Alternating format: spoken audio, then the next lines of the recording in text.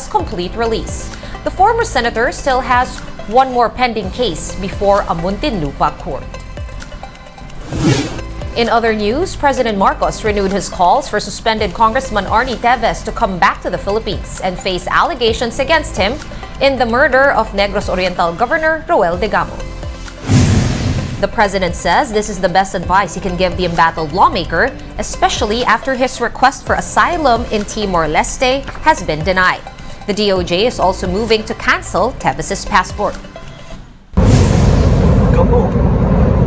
That's the best advice I can give him. Come on.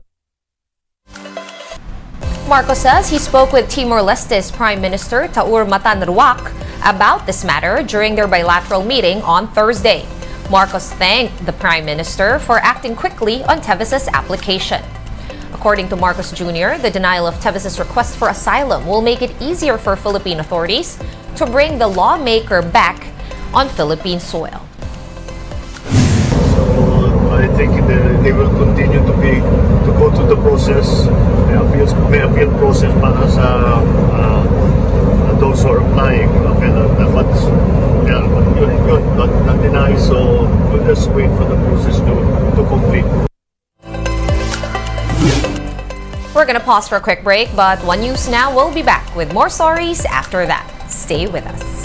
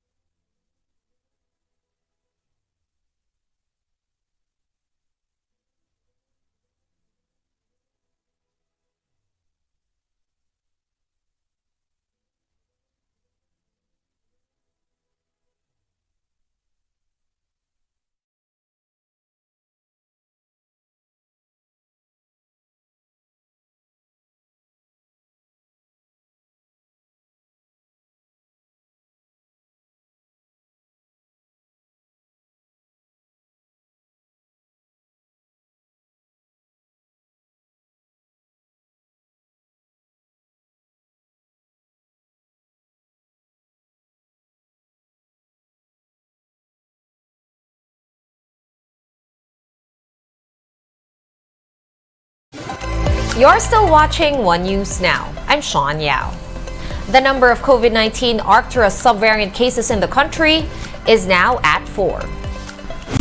The DOH tallied 3 more cases of the Omicron subvariant XBB.1.16 in the week of April 12 to 19.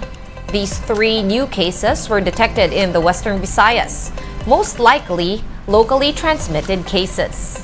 Meanwhile, data from Octa Research shows that the nationwide positivity rate has climbed to over 23%, with Metro Manila's inching closer to 25%. Despite this, President Bongbong Marcos believes that there is no need to adjust the country's COVID-19 emergency status. We did not restore the emergency status of the Philippines. Matagal na, last year pa.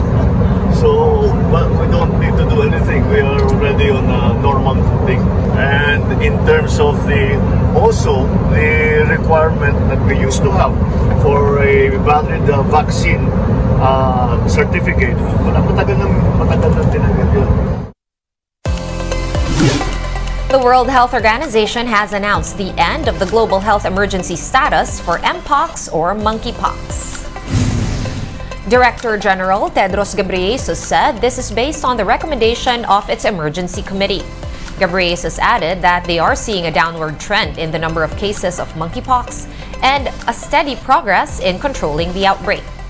Mpox was first declared as a public health emergency in July of last year, which is a viral disease that has caused more than 87,000 confirmed cases globally. Let's now take a quick look at today's other top stories. The COMELEC has uncovered over 400,000 double or multiple registered voters for the Barangay and Sangguniang Kabataan elections in October. The poll body says those behind the fraudulent registrations will be held liable. Meanwhile, the National Police Force said nearly 3,000 cops are suspected to be involved in illegal activities and will have to undergo investigation. The PNP is intensifying intelligence monitoring and legal offensives against scalawags within their ranks. And Senior Deputy Speaker Gloria Macapagal Arroyo has filed a bill seeking to allow cannabis use for medical purposes. Under this proposed measure, only those with debilitating medical conditions will be allowed access to medical cannabis. One News Now will be back at 3 p.m. I'm Sean Yao. We are One News.